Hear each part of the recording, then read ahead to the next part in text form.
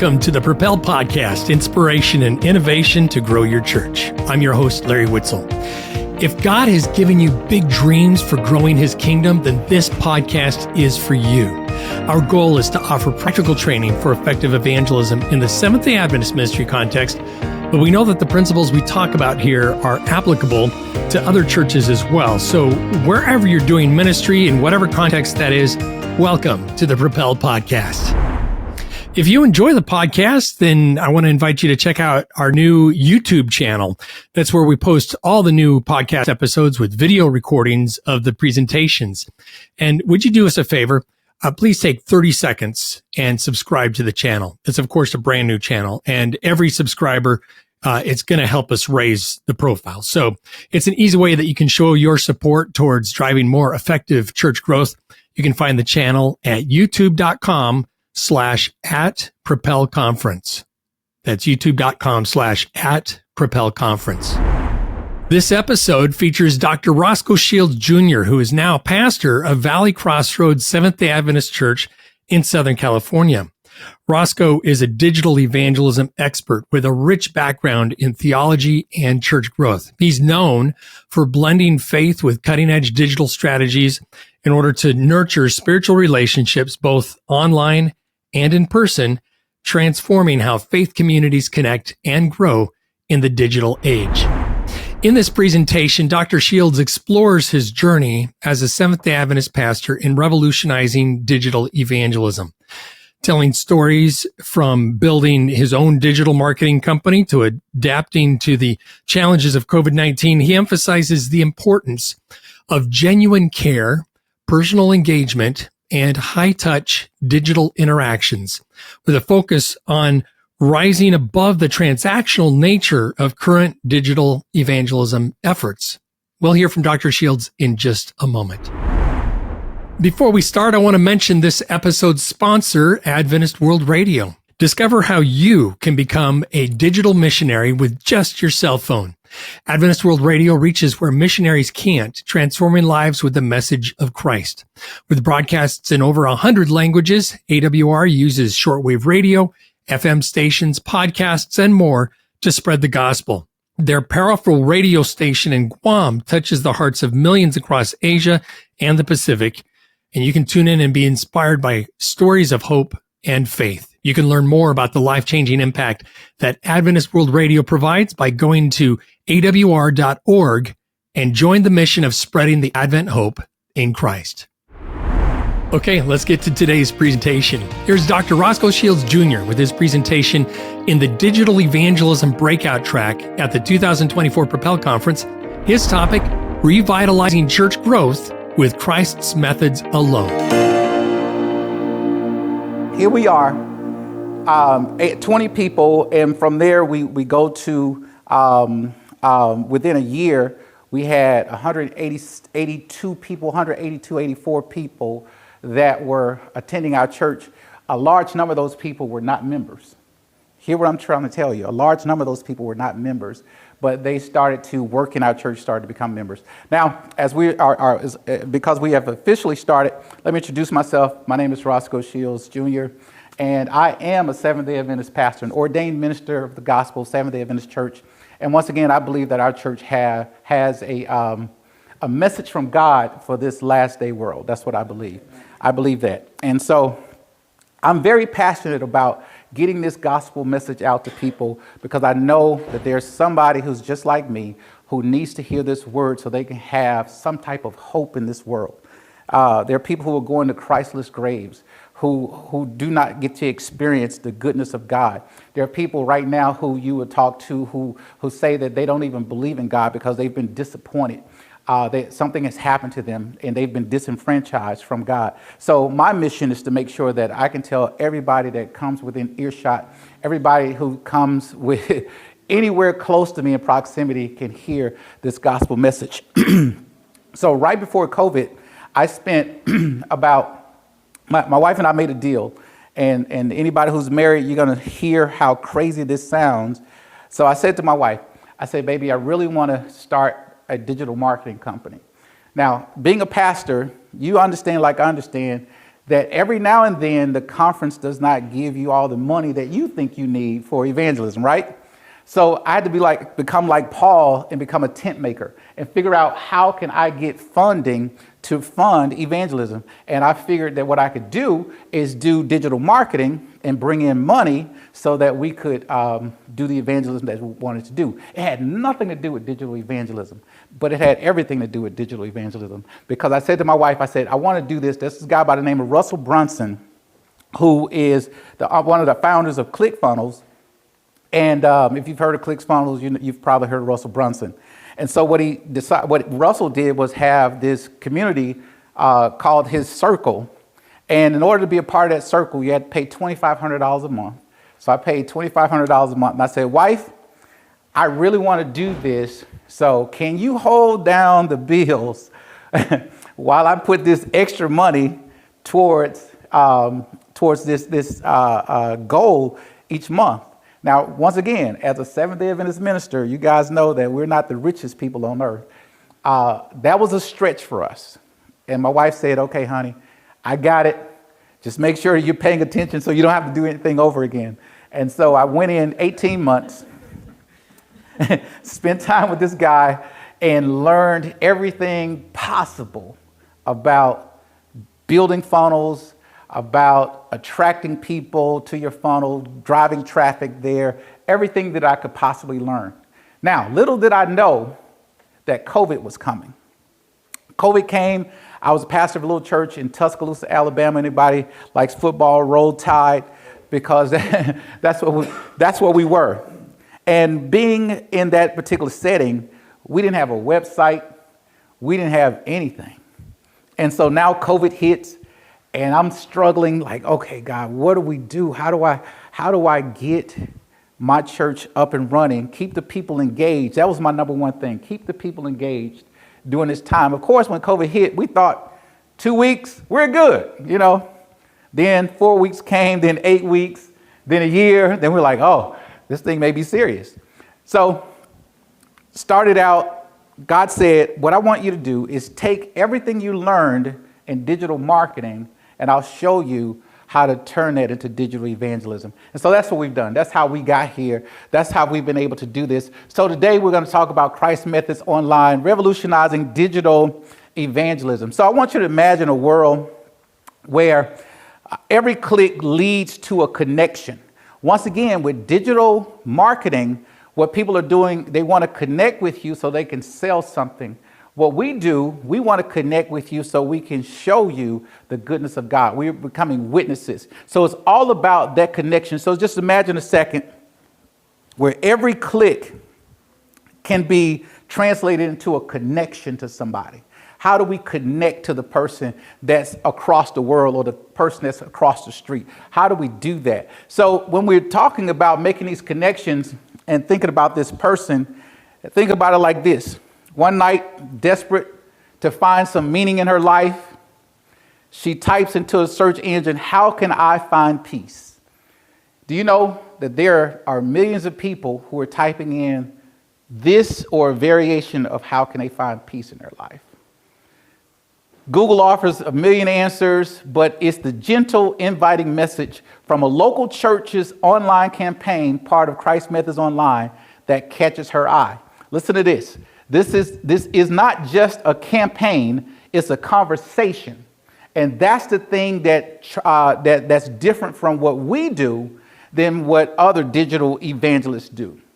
Once again, it's about connecting with people. We want to have a conversation with people. And it's a digital hand extended into a real life friendship. Sarah finds herself engaged in authentic interactions with a church member through live chat service. As they talk, the member shares personal experiences of biblical wisdom, not only preaching, but also listening, truly listening to Sarah's fears and also her hopes. One of the things I found out about digital evangelism is that it costs us more time than it does money. This is not something that you can just throw money at and go away and make it happen. No, you're going to spend more time, and this is the way it should. This is the way it should happen, because when we talk about Christ Methods alone, what's the first thing on page 143, Ministry of Healing, does Ellen White say? She said that Christ mingled with the people. And that means that we have to connect with people. So moved by this genuine expression. Notice I say on the first one, authentic interaction with a church member. Now she was moved by the genuine expression of care. Sarah decides to attend a local church event she learned about through her online friend. There she was welcomed with open arms and hearts, leading her to eventually to become a cherished member of the community. Now, this is not just something that we wrote. This is actually things that have actually happened. First year I got there, October comes, and we know what happens every year, October 31st, right? Something called Halloween, right? So that's usually a time when churches will either close their doors or churches will do something as an alternative, maybe a trunk or treat where people can come get candy or do something of that nature there. So we got the wild idea, and just like you're about to look at me, that's how my church board looked at me when I first talked about it. So we came up with the idea of opening up our church parking lot, because once again, it was still COVID, opening up our church's parking lot and allowing the people to go through our parking lot through a real life Bible study on the state of the dead. And they look like, just like you guys are looking like, what? That makes no sense, preacher. But this is what happened. We opened up the parking lot. We started at, and we called it Hallowed Be Thy Name. And so we started from Genesis. Then we started with creation. Then we took them to how death entered the world. And a lot of this stuff we take for granted because we know it. We grew up with it. We've heard the stories over and over again. But do you know there are some people who do not understand death? They don't understand what happens. And so we had people from other churches. We had people from the community. We had people who had never been to church before. And they came through. We took them all the way through the parking lot. And they each step had a Bible story, all the way through to the second coming of Jesus Christ. So we went to creation when there was no death, how death came into the world, to how Jesus overcame death on the cross, and eventually vanquishing death forever in his return and what happens to people. And what happened, we got people to sign up on Eventbrite. All this is free. We got them to sign up on Eventbrite, and that's how we captured their information. We captured their name, their email address, and their phone number. And these are things that are going to be very important when you talk about making connections, because if you don't have their email or their phone number, you can't connect with them, right? So this is how you also build your list. So by doing that, what we were able to do was start sending messages out to people, say, hey, thank you for coming to our Hallowed Be Thy Name. You know, here's some additional information about our church. This is who we are, and this is what we're about, and we'd like for you to come and worship with us. Do you know that people came to our church who had never come to our church before? And that's how we initially started to build connections with our community. So what we talk about when we Christ Methods Alone or Christ Methods Online, this is what we look at as far as our digital evangelism funnel. Now, don't let the techie words scare you. Don't let it scare you. So when we talk about funnel, anybody here know about motor oil, right? And so in order to put oil in your car so that you don't pour oil all over your car, you get a what? A funnel. And what that funnel does is allows the oil rather to go to a specific location. That's exactly what a digital evangelism funnel is. It takes a person by the hand and pulls them to a desired location, which is our church. All right. So in our church, they're able to have a deeper relationship with Jesus Christ. So in Christ Methods Alone, we harness the most powerful elements of digital evangelism to extend Christ's loving invitation to a world in need. I cannot overstate that enough. This is all about us bringing people to a point where they're able to have a serious relationship with Jesus Christ. So step one, we want to mingle with the people. So how do we mingle with the people if we don't know the people? We go online to the online community where they are, and we begin to have a conversation with them. We manifest sympathy with them. We begin to minister to their needs, and then we mature their confidence, and then we mobilize them for Jesus. So once again, it's not just about us getting people online. It's about us getting people online, attracting their attention online, moving them to your church so that you can go through your discipleship process, so that people are becoming more and more spiritual confident. And then what you want to do is mobilize them for Jesus. There's nothing like a person who's excited about something that they've never heard before. There's nothing like that in the world. This past weekend was the last weekend at my church because I am moving on, and everybody said, "Oh, that's so sad." But it was a very, very, very touching moment. And as the people knew that the time was coming to an end, I did something crazy like the week before.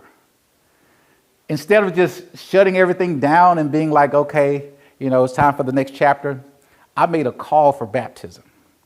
People began to jump up like popcorn in hot grease. And they began to say, hey, I want to know, I want to get baptized. Why am I telling you this story? Not just because it was the last day of my ministry there at the church, but there was a guy who just a few months ago was an atheist, didn't believe in Jesus at all. But because he found us, his girlfriend found us online. She came to church. She became a member of the church. She got active in the church, and she began to give him Bible studies. Now, I couldn't talk to him. He wasn't going to talk to me.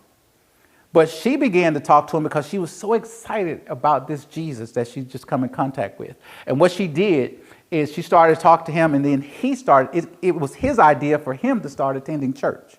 He came to find out about this Jesus that his girlfriend was so crazy about. And so I'm excited because he gave his life to Christ and he was baptized last Sabbath. So I'm so excited about that. And that's the power of what we do with Christ Methods Online. We meet people where they are. We mingle with them. We manifest sympathy. We're by doing life with them, that means that we have to get outside of our own comfort zone sometime. Then we minister to his needs. First time I met him at church, I didn't come up to him and say, hey, you're an atheist. I didn't do that. I said, hey, I'm so excited that you're here today. Your girlfriend's been coming, and she's been doing a fantastic job here. And we talked, and the guy said to me, well, I'm a hugger. I said, I'm a hugger too. So we hugged it out. Here's this pastor and an atheist hugging in church. Hollywood can make a better script than that. And so we spent time to just get to know him, get to know his desires, get to know what he wants to do in life. And that's simply manifesting that sympathy. Then we began to minister to his needs without going to his house, giving him the 28 Bible studies that we give. We just kind of did life with him. Allow Christ to become alive and real in his life.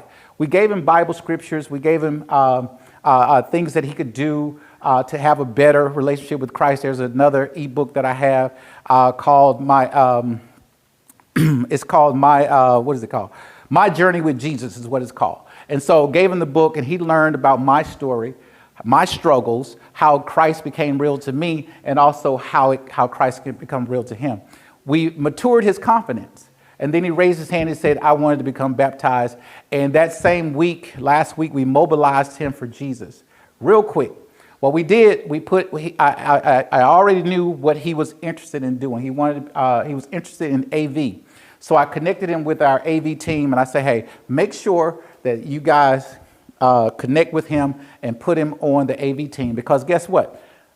Being that he's working inside the church, that's also going to nurture his relationship with Jesus as well.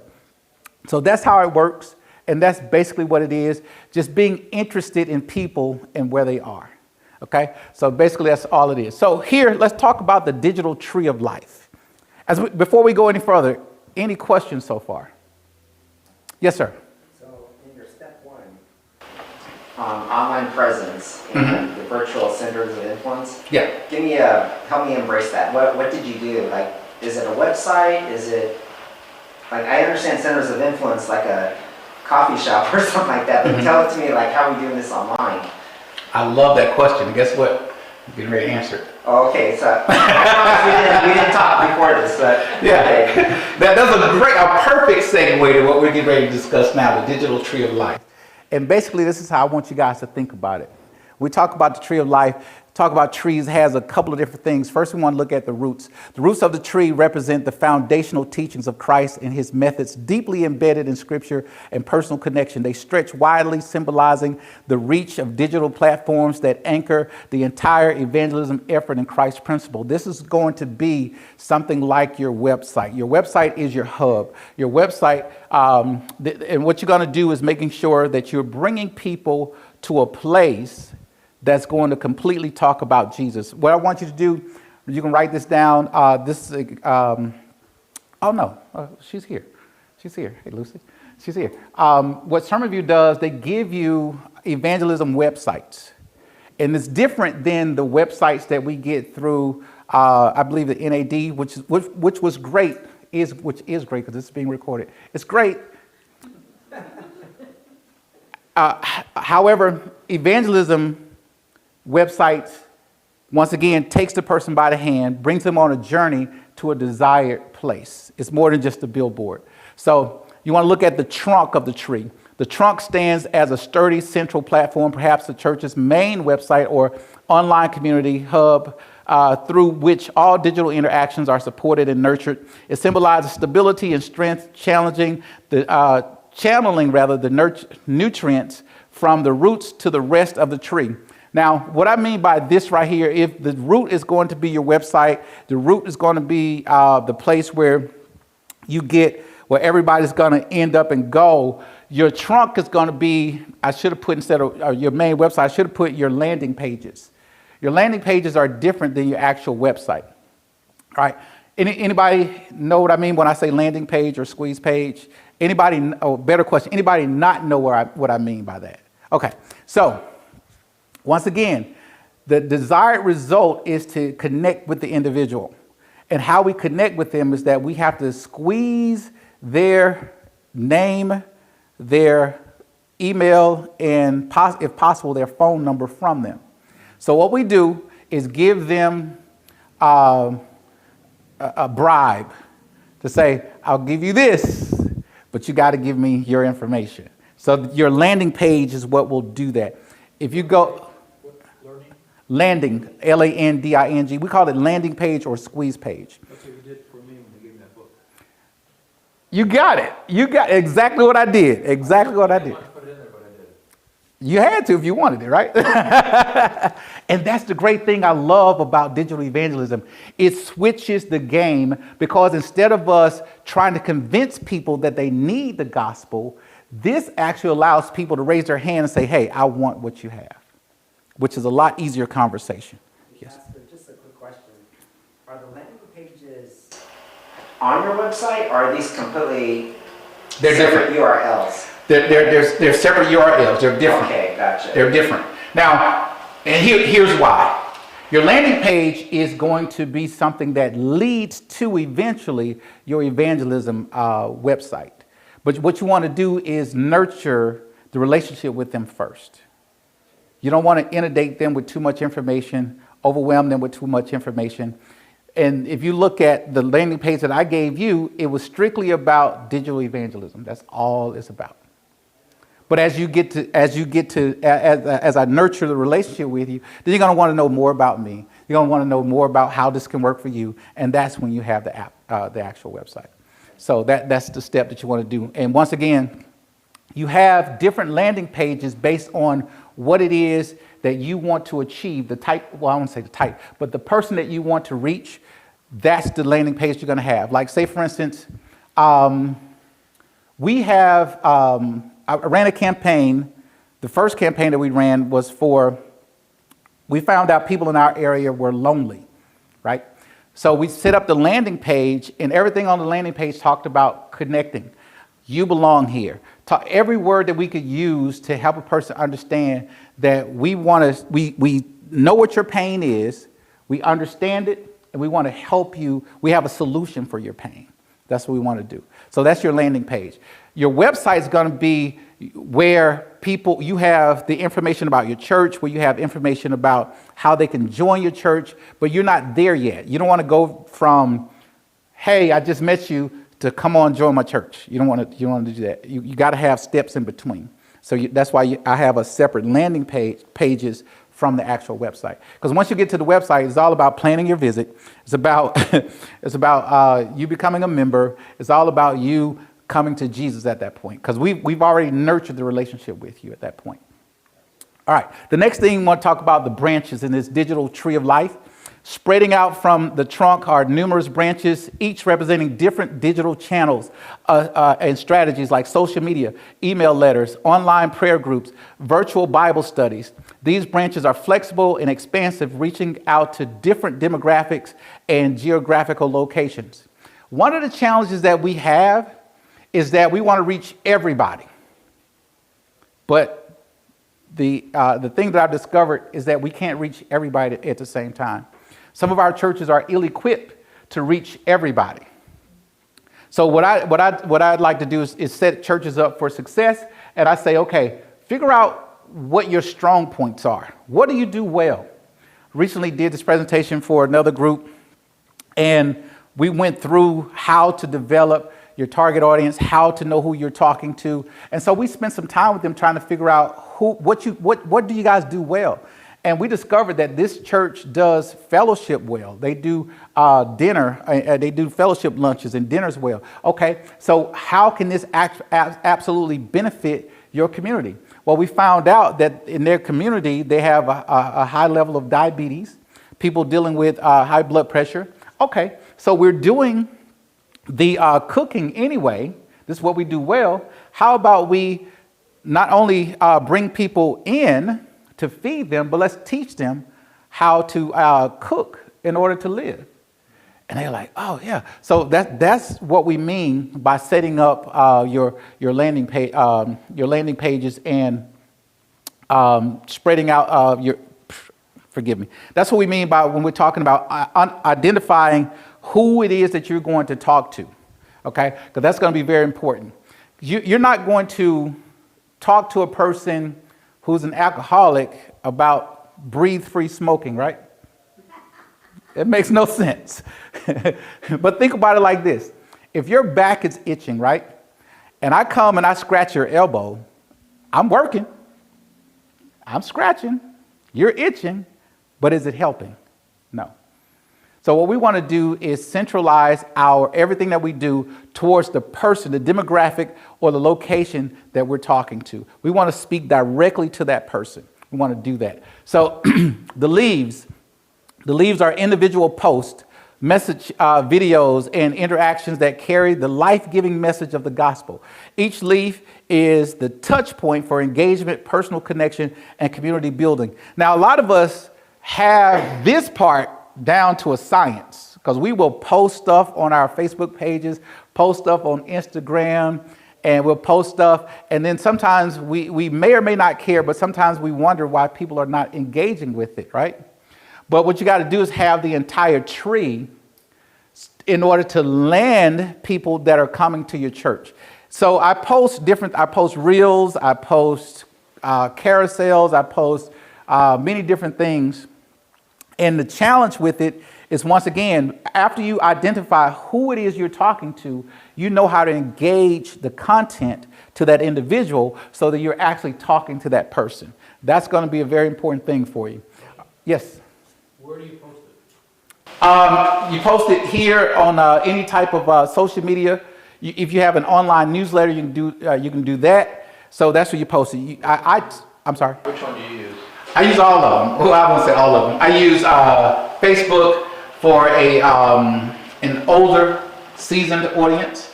I use Instagram for young adult. I use Snapchat and TikTok for my Gen Zers and the younger folk. So it just depends on, once again, who you're talking to, which platform is going to be best for you to deal with. You'll discover that a lot of the Gen Zers and the younger generation are not necessarily on Facebook anymore. They left it to us old folks so that we can kind of hang out. But each one of those, you have a way of actually of working that particular social media platform to your benefit and engaging with people. Instagram more so with pictures. So that's where I'll do my carousel. Anybody know what I mean by when I say carousel? Okay. So for the ones who don't know, carousel is a story in pictures. So you can do, I typically do 6 to 10 little pictures that have a storyline to it. And as I'm telling the story, first thing you do in every post is pique their interest. The first thing you got to do. Because the key to it, people are scrolling. And according to our research, I think our attention span is somewhere about 8 seconds, right? So people are scrolling, and what we want to do is make them stop the scroll. And once again, if your back is itching, and I have a solution for that, I'm not going to just start out with the solution. I'm going to start with the problem, because you can identify with the problem. You may not be able to identify with the solution. So what I start out with is something that piques the interest of the individual, so they'll stop the scroll and engage with the content. Content is just simply the pictures or the words, whatever it is that you're writing, whatever it is you're doing for the people. So that's what you want to be able to do, is stop the scroll. And if you can't stop the scroll, then they will not engage with the rest of the content. All right. So reels are videos that are horizontal videos. I see your hand.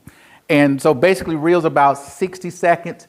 I typically do 15 to 30-second reels. I really don't do a whole 60 seconds because, once again, the attention span is just like that. You got to get in and get out. Yes, sir. Okay, sorry about this. No worries. Help bridge the gap from the root and the trunk over to the branches and the leaves. So they land on your page, you get their information, right? Okay, so you have their telephone number, email, whatever. How do you get them channeled over to your social media sites where you're posting these things? All right, so I started from the root up. Right. So think about it from the leaves down. All right, so the leaves are going to be your posts, messages, and your videos that you're interacting with people online. So those are going to be those things. So your leaves now are going to come to your branches. Where do we put the information? We put it on social media platforms. And you just contact them on the emails or text messaging saying, hey, go to this, you can find out more information on Sabbath rest. Boom, and there's your already posted and everything like that. You could do that, yes. Now, here's the thing. Once again, the most important thing, hear me clearly on this, the most important thing that you can do is identify who it is that you're talking to. Because if you have content, but it's not specifically talking to that individual, then you really are just kind of posting content. Sure. Yeah. So this is what you want to do. Once you identify who your person is and what their pain point is, what you want to do is start engaging them. Everything is not going to be about the gospel per se. Some stuff may be like, if you want Sabbath rest, right? Just as an example. Okay, just as an example, and I did this funnel, so that's why I'm smiling. So, because I wanted people to understand about the lost day in history, which is an amazing facts thing, right? So, basically, I looked at lifestyles. Today, the world's in chaos. There's a lot of anxiety. There's a lot of depression, a lot of stuff that's happening. And a lot of these challenges that we have with our health can be directly tied to our sleeping patterns or our rest. Amen. And so now you start out with something like, did you know, and just give that stat that I just gave. And they're going to be like, oh, and you didn't give them a Bible study yet. Some of it has to be engaging. Some of it is informative. Some of it is funny. But all of it is going to be used to keep the person coming back to your page or engaging with your content. So you don't want to just put Bible scriptures there. That's going to attract people who are Christians. And, you may attract some other crazy people that say, God isn't real and foolishness like that. So what you do is, once again, you're getting engaging information, and you want to diversify your approach. Once again, some of it is informative. You want to start off with what we call hooks. Once again, getting that person's attention. Did you know is a great hook. People who are looking for rest, and we get to that point, and we talk about, their pain point. Then as they're going down, I want to say the rabbit hole, as they're going down the funnel, they begin to get more excited about what you're saying. Then you can show them the Bible study about Sabbath rest. All right, yes. Yeah, bring in a little bit more of that emotion. And so then the three hooks that I found to be most helpful are either a statement, an exclamation, or a question. And so when I think in those terms, then I get a better and faster hook. And I've studied a lot of different posts from different content creators. And in journalism school, I learned about the inverted pyramid, and you have your most important point at the bottom. Well, with social media content, you flip that around, and you put your most important fact first, then you build the rest of it, and then you repeat that important fact at the end. I love that. I'm going to give you a high five, then I'm going to come over here to the board real quick and show them exactly what you're talking about. And now it's going to make sense. In journalism, what you got to do is come here and do it this way. You got to have this information here and information trickles here. He's trying to run. And then go down. Sorry. No worries. Back you up here. There you go. Exactly. That was my whole point right there. And this is your funnel. This is what it looks like. But if you don't capture the attention at the top, you'll never get anybody to do what you want them to do. So you got to start off with information that engages your audience. And once again, you engage your audience by knowing specifically who you're talking to.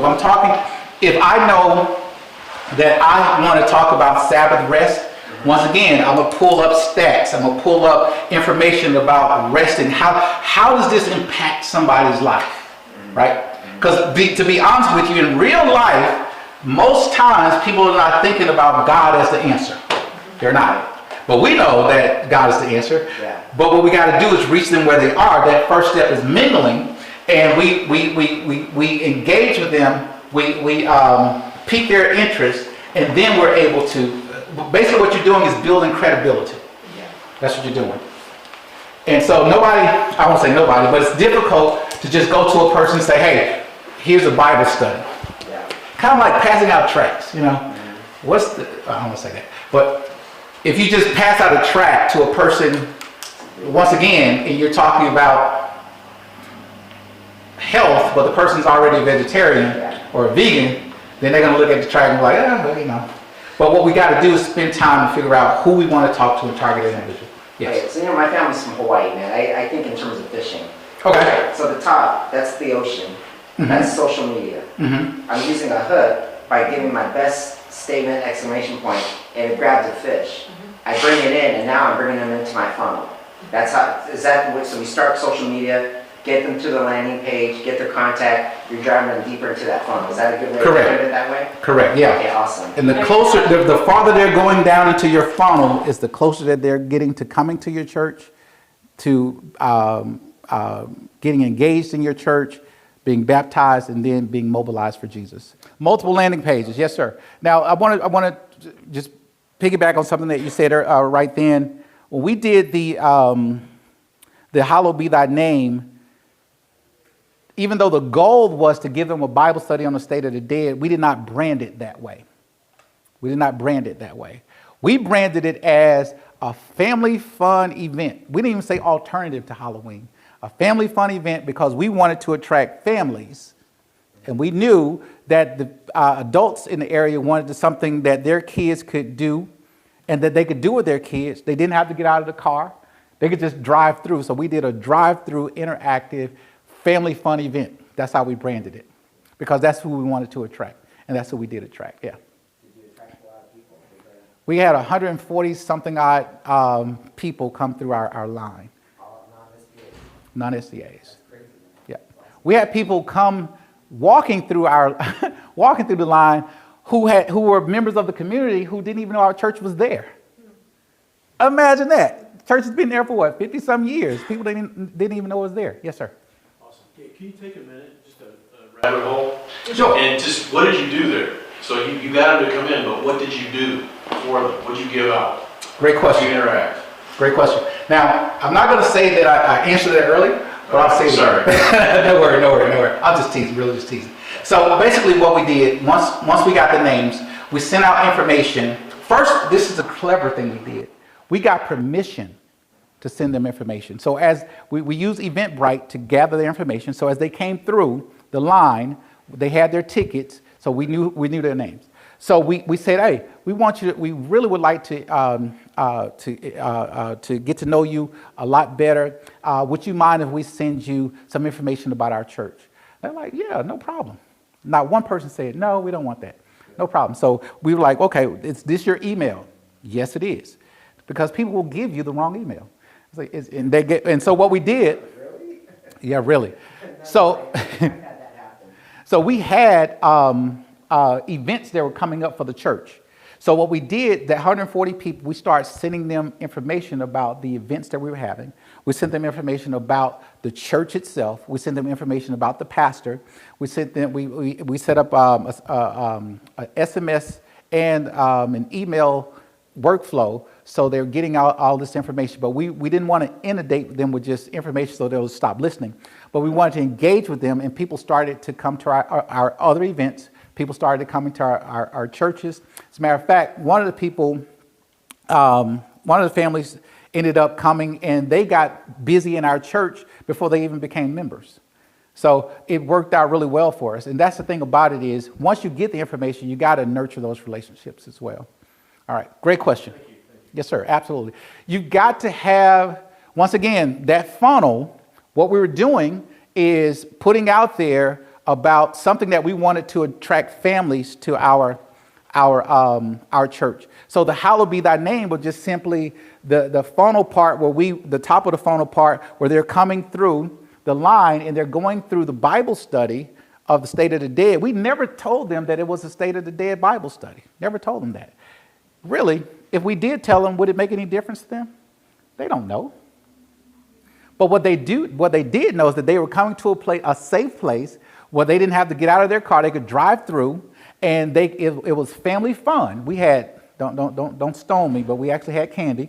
I know. We gave a little bit of candy for the kids. We did have fruit, but we also understand, some people had candy, and so we had popcorn. We had a popcorn machine. We had all that good stuff going. And what it did was, once again, open up doors for our community so that we could get people attracted to our church. And that's the main thing you got to do, because you cannot baptize people if they're not coming to your church. You can't do it.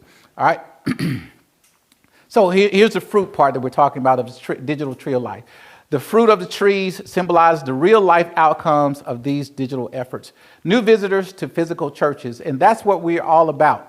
Once again, digital evangelism is not just about going online, putting a prayer there, or posting a scripture and hoping that people will engage with it. Being very intentional about taking a person by the hand and leading them to a life with Jesus Christ. That's what we're all about, and that's what we got to do. So here is the question. How can we translate the warmth of Christ's personal touch into every digital interaction? This is how I answer that question. By exploring how genuine care, notice I say genuine care, and personal engagement can transcend the digital barrier. What does that translate to? High tech, but high touch. It's not enough to have people talk to automated systems. At some point, the human being has to jump in, and I believe that at every point the human being should jump in and make sure that we're having genuine care. Remember, the first step of Christ's methods alone is mingling with the people. Not mingling with them so that we can baptize them, but mingling with them so that we can get to know them, actually caring about a person. And that's what's going to differentiate your church from the church down the street. Okay, so here's our challenge. Here's our conflict. Despite the vast potential of digital tools, there's a disconnect between current digital evangelism efforts and the effective relational methods used by Christ. Many digital efforts are transactional, lacking the personal touch, and deep engagement that truly resonates with individuals. You know, I discovered why when we baptize people 2 weeks later, we don't know where they are, because we've become transactional in our evangelism. Our goal is to get them baptized. And once they're baptized, what else do we have left? We've achieved the goal, right? So, but what if the goal is actually do life with the person? What if that was the goal? What if baptism was just simply another pathway for them to get closer to Christ? Then we wouldn't stop dealing with them or stop talking to them after they gotten baptized. You know, I hate to say this, but I lost the baptism because I took too long to baptize the person. The guy emailed me, texted me rather, and said, "Well, man, I don't know why I can't just get baptized right now.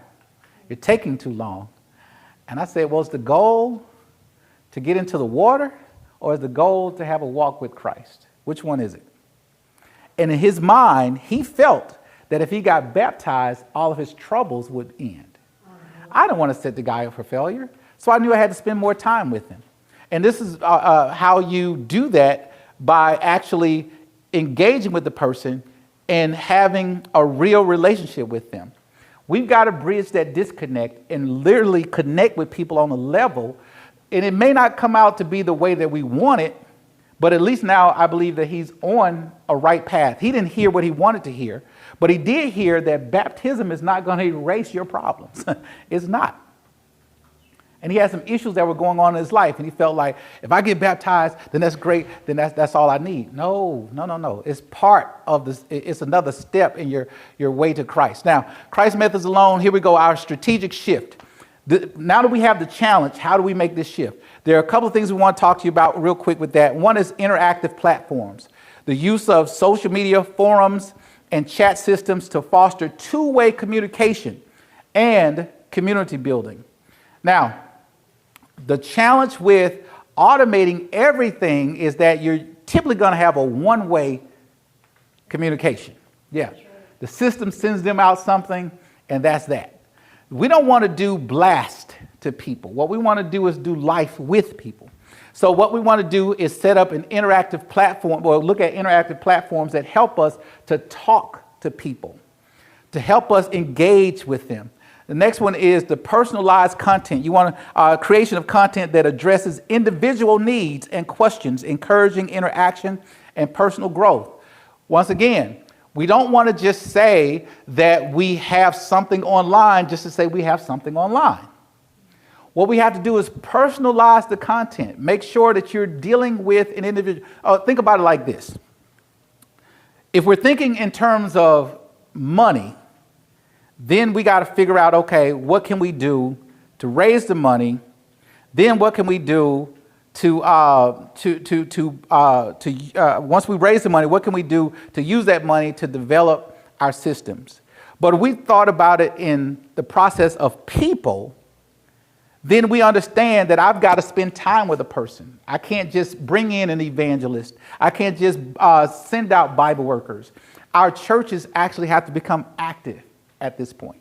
And by doing so, what we're doing, we're saying to ourselves that, okay, we want to deal with people who are lonely in our community, people who just want to engage with someone in our community. If you guys just did a study of your community, you'll know what the needs are. If I can add, it's not in here, but there's a company called Mission Insight, INSITE, Mission Insight. You know about it. Okay, Mission Insight. If you go to Mission Insight, it will tell you the information that you need as far as your demographics in your community. It'll tell you who is in your community. It'll tell you what they need.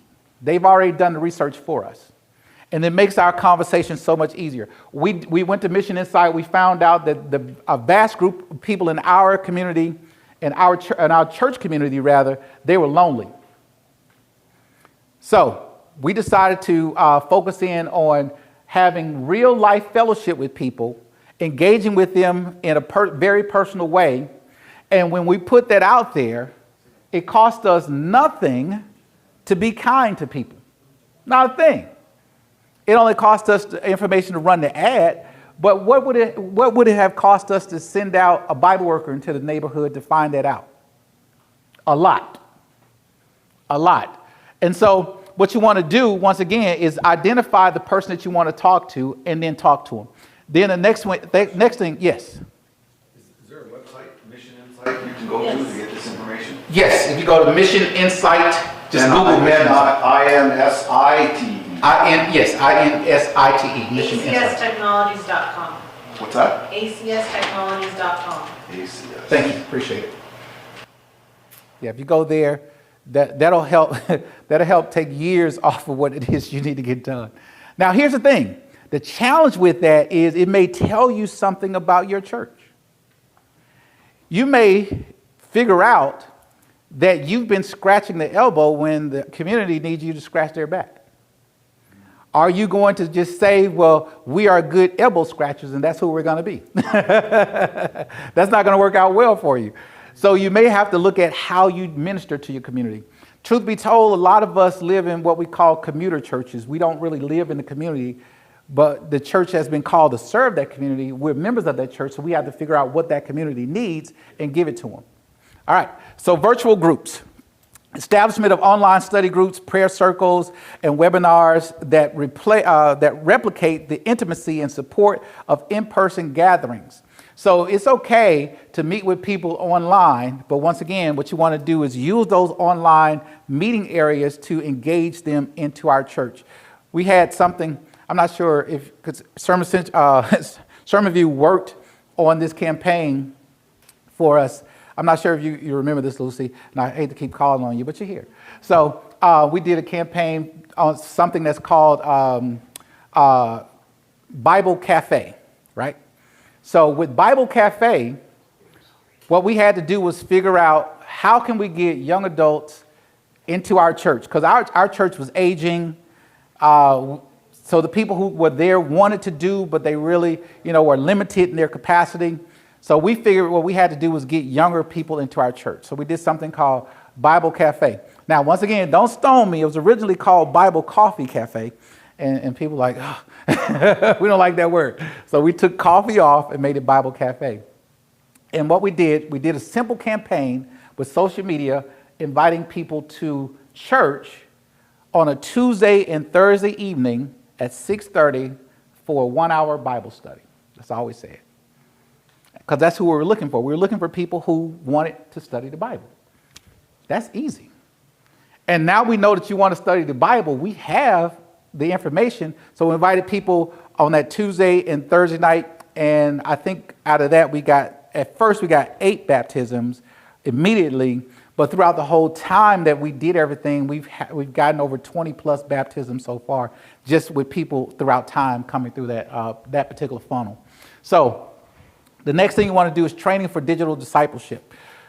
You want to equip leaders and members with the skill to effectively communicate and minister online, focusing on empathy, active listening, and engagement. Now, remember I said that we had an older congregation who knew nothing about technology. Technology was kind of like one of those words, a bad word to them. So I had to figure out, what can they do? You know what I learned?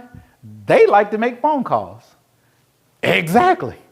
So as people were coming through the funnel, giving us their phone numbers, rather than them emailing, we just did a script and had the people call the folks and say, hey, we see that you wanted to plan your visit here at Sharon. I'm so excited for you to do that. And this is what we're about. And just talking with the person. But guess what? Not only did it help the people who are online to come to church, it helped our church members get involved. And they felt like they were being useful, which they really were. So this right here, actually, when doing this training, you can actually reinvigorate your church to get stuff that you need. Let's see, we should have, here we go. The untapped digital mission field. So here's our stat that we talked about a little bit earlier. And anybody see how I'm piquing your attention? How I'm grabbing your attention? Anybody? Here, it's an open book test. The answer is on the screen. How did I pique your attention with this stat? The question. Did you know? And once I say, did you know? You're like, oh, Let's see. Over 4.9 billion active internet users worldwide. That's more than 62% of the global population. Now, as I'm doing this, I want you to kind of get a sense of how digital evangelism works, okay? Because I'm walking you through the process. I've captured your attention. Now, I'm getting ready to draw you into my world, okay? Let's see here. So here's the context. First week we talked about the stat. Now we have the context. While nearly 2/3 of the world's population is online, a significant portion reports feeling more isolated than ever.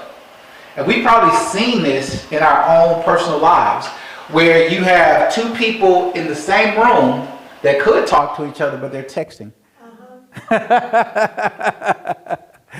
So for a generation that is the most connected ever, it's really the most disconnected generation. How can you have access to 4.9 billion people and still be lonely? Because there's no genuine connection. And when we do the evangelism funnel, this is what gets you above, head and shoulders above the rest, is because you are offering what that person needs is a genuine connection. All right, this presents a unique opportunity for the church to fill this void of connectivity with meaningful Christ-centered engagement. All right, so that's going to be very important that we do that. Listen to this. Here's our implication. The staggering number isn't just a statistic. It represents billions of individual opportunities for connection, ministry, and spiritual transformation, opportunities that are currently underutilized by many traditional evangelism methods today. So this right here could put you in front of billions of people. But I got to ask you a question. If you had access to 4.9 billion people, can your church really grow? No, that's way too many people. Of course, you won't bring all of them in, but you can have your church growth, and all of our churches will grow differently, depending once again our church community, what we have to offer to the community. But it can help your church's growth. So how do we do this? Create your digital outreach blueprint. This is what we're going to do today. This is our assignment. You've heard me say this over and over and over again, is to identify a target audience. Speak to one group of people at a time. Each group selects a specific demographic they wish to reach, like young adults, families, and seniors. Once again, our church had seniors already, but we didn't have any young adults. We didn't have any children. We had my son, who was 4 now. We have my daughter, who turned 16 today. Today's her birthday. So imagine a pastor coming to a church. We've got elderly people, got 20 people in the audience, and you got a teenager, and you have a child. And you're saying to yourself, okay, what am I going to do? What you got to understand is that digital evangelism gives you the tools you need without having to have the huge team. And so once again, we decided to focus in on bringing in young adults with families. So we did another funnel called the Best Life Blueprint. Now, don't stone me, but there's this song that was out there in the world called Living Your Best Life. I think that was the name of the song. And so it was on Billboard Top 100. So I knew that a lot of people were listening to that song. So I said, okay, this age range, they're listening to this song. What can I do? So I developed, once again, the Best Life Blueprint. Listen to the words that I'm using. I'm using words that they are familiar with, but also I'm saying it's a blueprint. It's not a workbook. Nobody wants to do extra work. So it's a blueprint. It's something that a person could dive into, and they could enrich their lives through the blueprint. And so we launched that funnel, and we let's see, how many are you guys from this area? You're from this area. Do you guys get the Gleaner? Okay, you probably saw my handsome face in the Gleaner. But we went from 0 young adults to having a team of over 20 young adults. And they were invited to the North Pacific Union Conference to do a presentation. and they did the presentation, and they won $10,000 to implement implement the things that they say they wanted to do. Now, without the Best Life Blueprint, we would not have been able to do that because we didn't have any young adults at all. We brought the young adults in. All of them were not church members yet. But here's the key. You bring them in, you put them to work. They got to work. They had ownership of the presentation. They did it. They presented, and they did a great job. They won the $10,000, and they got their picture in the paper. So what did I do? I took that picture. I put it everywhere. Everywhere.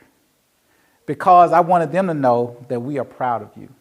You did this. And without that blueprint, I don't think any of those young people would have actually come to our church. So this is how you can actually turn your church around. But first thing you got to do is identify who you want to talk to. Don't try to talk to everybody at the same time, because talking to everybody is like talking to nobody. All right? So make sure you're calling a person out by looking at their pain point. Next thing you want to do is the needs assessment. Groups brainstorm and list down the specific needs and interests of their chosen demographic, focusing on how Christ's methods of empathy, personal connection, and service can meet these needs digitally. So once again, I wanted to have more young adults with families in our churches. Why did I want young adults with families? They help the church grow, but also they got kids. They're going to bring their kids. And so we had to position ourselves to figure out what their needs are.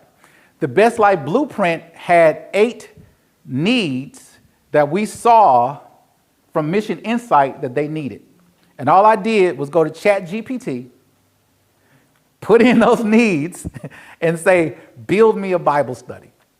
And that's what I did. But it wasn't like one of those long Bible studies. It was very interactive. It's very interactive. 8 short Bible lessons that got them to thinking about God being the answer to their question. And when we hooked them by God being the answer to their question, God may be the answer, and got them to come into our church, they got involved. But you got to assess the need. But it's also hard to assess the need if you're talking to everybody, because everybody here has different needs. Yes, sir. What was that you used to create those lessons?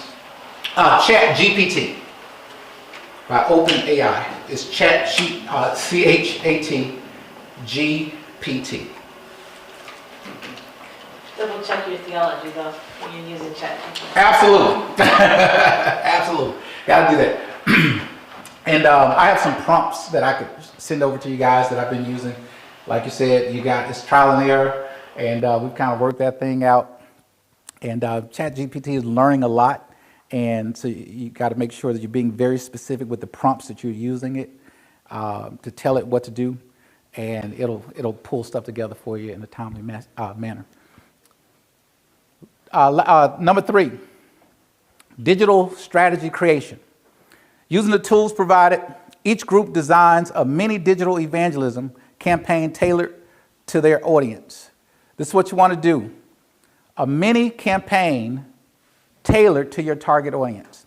Like, who can, let's do it in real life. Let's come up with, this is our congregation in here today, okay? So what community have we been called to serve, or let me not do this, it's not gonna work. Okay, let's do it like this. With your church, because you know your church, right? You probably are familiar with your church. But what do you think the people in your community need? What do you think they need? Anybody? Biggest need in our community is mental health. Mental health. Okay. That's a big one. Is your church equipped to do it? Okay. All right. Well, the best way to eat an elephant is one bite at a time. So let's take one bite out of that elephant in mental health. What specifically can we help a person with mental health? What specific need can we help with? I think probably loneliness. Loneliness or purpose or Addictions. Okay. All right. Which one of those do you want to use? I'm just using your scenario. How about addictions? Okay, addictions. Okay. So mental health, addictions. Now, we have a great program at Seventh-day Adventist. I can't remember the name of it, to help people transition from addiction. We have a great program. So let's call it XYZ Addiction Program. That's a need in our community. We know that people have challenges with addiction. How do we attract their attention online? How do we do that? By just throwing up a Bible verse? There are people who are going through addiction. That's not going to work. How can we get their attention? Anybody, all of us. A teaser that gives them hope. Okay. Show them their addiction. Show them their addiction. Ask them a question. Ask them their question. Okay. All those are correct. Now, here's the thing. How do we do that? How do we do that? We can ask a question, we can do all those good things, but how do we do it? What would that look like? So, if the person, we're dealing with addiction, and our main goal is to get them the help that they need, what is that person's pain point? What is their pain? Because sometimes people dealing with addiction don't know that they're addicted. What's their pain point? Could it be trouble in their household? Could it be Loss of a job. loss of a job? Okay. All right. So perhaps they've been in the cycle of find a job, lose a job, find a job, lose a job, find a job, lose a job because of the addiction. What can we say to this person to keep, they're online, what can we do to get them to stop the scroll and say, okay, I need to listen to this? They've been getting a job, losing a job because of their addiction. What question can we ask? Would you like to keep a job for a while?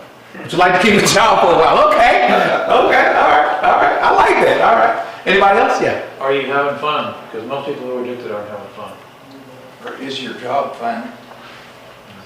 But if we are you having fun? That's great. But how does that work with job? With losing a job? Or addiction either. Or addiction, okay. So, Are you exhausted from negative consequences of addictive habits or something like that? that's good. Now, one thing before I get you, also understand that the majority of the people who are going to be reading your post have a 6th to 8th grade education. So it may sound good in our head, but we got to say it in such a way that it's going to make sense to them. Okay? Yes, sir. Yeah, I was just going to add, in the addiction world, there's an aspect of the addiction that is fun. There's an aspect of that, as much as it destroys and tears down their lives, there's a part of that they still like. It's fun. Yeah, because they keep going back to it. Right. Or it could be a situation, yeah, it could be. So what would we say to this person to kind of grab their attention and say, okay, I have a solution for you. Freedom. Why do you keep losing jobs? Freedom, hope. Why do you keep losing jobs? So basically what we're saying is the key, I believe, in talking with those people could be something about freedom, better life choices, hope, something in those sphere, in that realm. And so what we would have to do, and you can't all do it all at the same time, but this is the path that you want to take to start brainstorming what it is you need to say to attract that person's attention. Do you need hope today? Do you need, what if your life could be different? So what are they thinking? So just kind of brainstorm. You can be free. Okay. So yeah, just thinking about stuff like that. What you want to do is get that person's attention so that you can start. They can start engaging with your content. So that's kind of like how you would do it. I don't suggest doing it by yourself. Maybe get a team in your church and you guys kind of figure that part out. But those are the type of questions you want to dig deep. You don't want to just use the surface stuff. You want to dig deep and figure out what question can you ask this person, or how you can pique this person's attention, whether it's a stat or a question, whatever it is. So next thing you want to do, you want to craft, and we kind of like just did this, crafting a welcoming social media post that shows empathy and invites interaction. So how do I invite interaction? I typically ask people what their opinion is, or do you think this is true? And they'll say yes, or they'll say no, this is crazy. But what it does, this is the important thing about engagement. The more people are engaging with your content, the more the algorithm are going to find people just like them. The more people engage, they can say something completely left field, but what will happen is the algorithm will pick it up as an engagement. These people are engaging with the content. And the more people are engaging with your content, so don't feel bad about negative comments. The algorithm is not picking up whether it's negative or positive. It's just picking up that it's engaging. And now what will happen is it will start sending your content to other people. Okay? So that's what you want. Because typically when you post something, you're going to get somewhere around 200 people. That's going to be it. But then once that 200 people have engaged with it, then if there's a good engagement, how quickly they engage with it, then what will happen is the algorithm will start sending it out to other people. Are you familiar with when I say algorithm? Am I losing you? Okay, great. Next thing you want to do is design an email that offers helpful resources or invites the audience to a virtual event. Okay, you want to do that.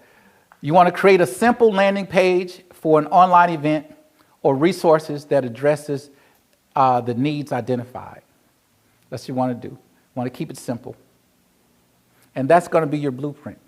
Just that simple. You can add other stuff to it. I don't recommend it. Keep it as simple as possible. You don't want the person having to guess what to do next. You want to be able to tell them what the next step is, okay? And by following this blueprint right here, it's going to be very simple for that person to do so.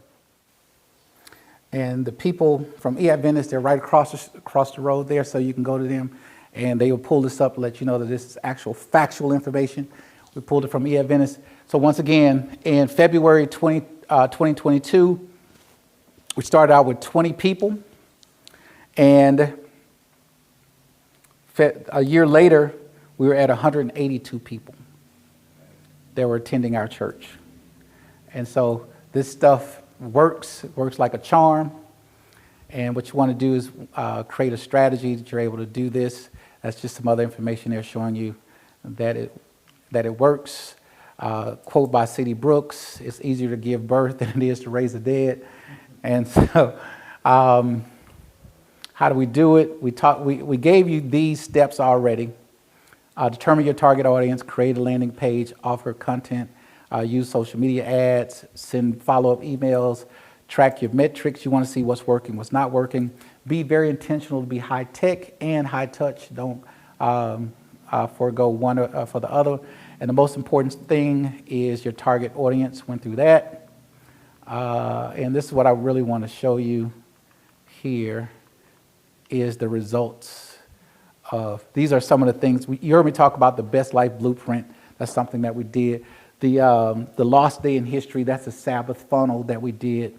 The 21-day Daniel fast, we did that. We did one for prayer called Faith is Greater Than Facts. We found out that people in our area were still concerned about COVID, and they were troubled by it. So we wanted them to know that faith is greater than facts. It is a fact that COVID is here. It's a fact that people are dying. Our faith is greater than the facts, our faith in God. So those are just some materials that we've used. And these are the outcomes. We've had baptisms at our church, and I've been excited about just doing life with people. And once again, baptism is not the end. It is the absolute part of the what do you call it? The evangelism goal that we want to do. Now, this is from the Bible Cafe. This is a group that we have from the Bible Cafe. Another group that's part of our young adult leadership team. Some stuff that I just wanted to kind of show you guys and share with you. How large was your community? How large is our community?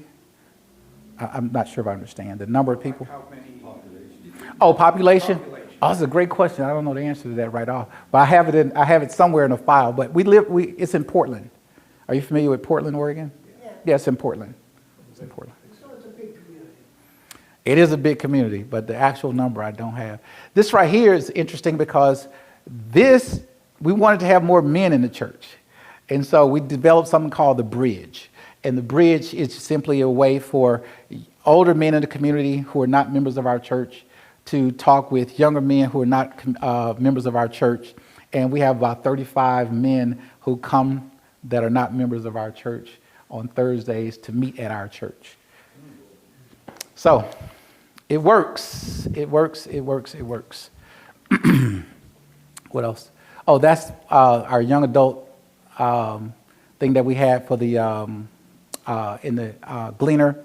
And once again, we went from 0 young adults to our young adults who are leading out at our church. And yeah, all of this stuff, it works. And I tell you what, God can do something great through your church. This is, I wanted to find out if this would work in a rural context. So I went to my mom and dad's church down in a place called Belzoni, Mississippi.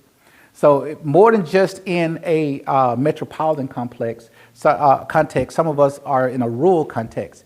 So what we wanted to do is figure out how could we, does digital evangelism work in a rural context? So my mom and dad at their church, there were 2 people in the church, and guess who they were?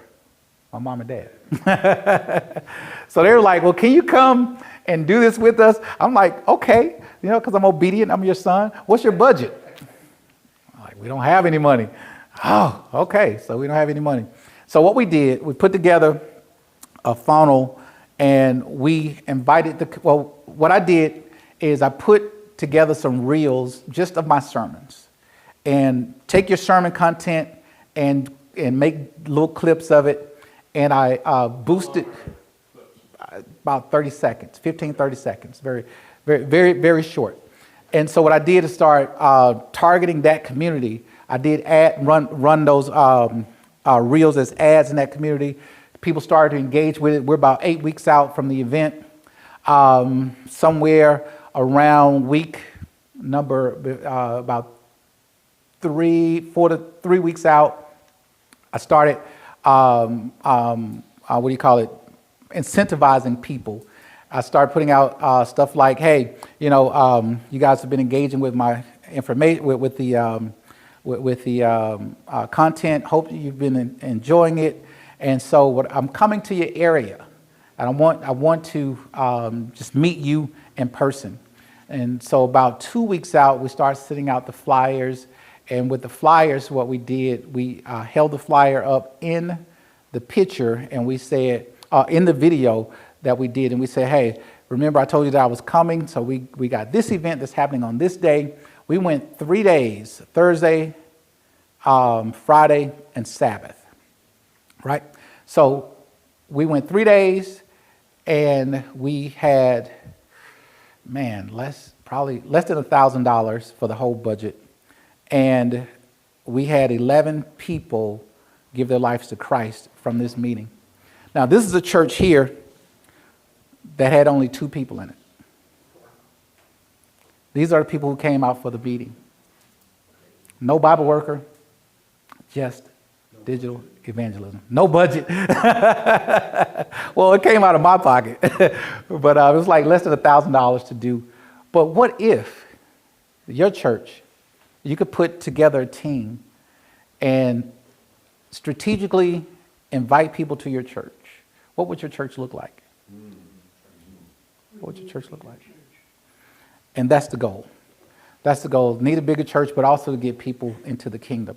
So it works in a metropolitan context. It works in a rural context. Once again, didn't need a lot of money. Didn't take up a lot of time. We just had to be intentional about what we did with doing life with people.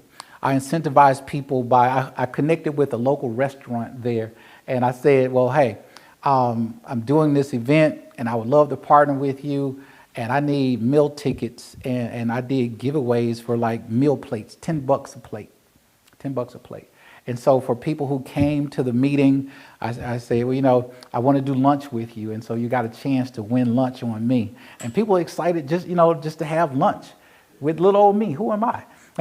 And so there are different ways you can do this. I've done gift cards, whatever it is. I've done gas when gas was high. I did gas cards for the Bible Cafe. We did gas cards, $25 for gas card, you know. And people came. And some of them may have come for the loaves and the fishes, but they also got Jesus, and so that's the important thing. Reflection practice is so powerful, which is why we emphasize it so much at the Propel conference. So stop for a moment and think about the things that Dr. Shields shared and how they could be applied in your ministry. What was the big idea for you? How will you apply this in your own ministry? What are you inspired to do? And when this episode finishes in a minute or so, I encourage you to pause for 5 or 10 minutes and just let your mind wander. This reflection time can be really powerful. Well, that's it for this episode. We'd love to hear from you. You can email us at podcast@propelconference.org. And please mark your calendar for next year's Propel Conference coming to Tacoma, Washington, April 27 to 30, 2025. Special thanks to Dr. Rosco Shields for speaking at the 2024 Propel Conference and to Adventist World Radio for sponsoring this episode. This has been the Propel Podcast, inspiration and innovation to grow your church. The podcast is produced by the Sermon View crew, and the event recording services were provided by Adventist Learning Community. I'm Larry Witzel, wishing you God's richest blessing in your evangelistic journey. Please join us again next time for another episode of the Propel Podcast.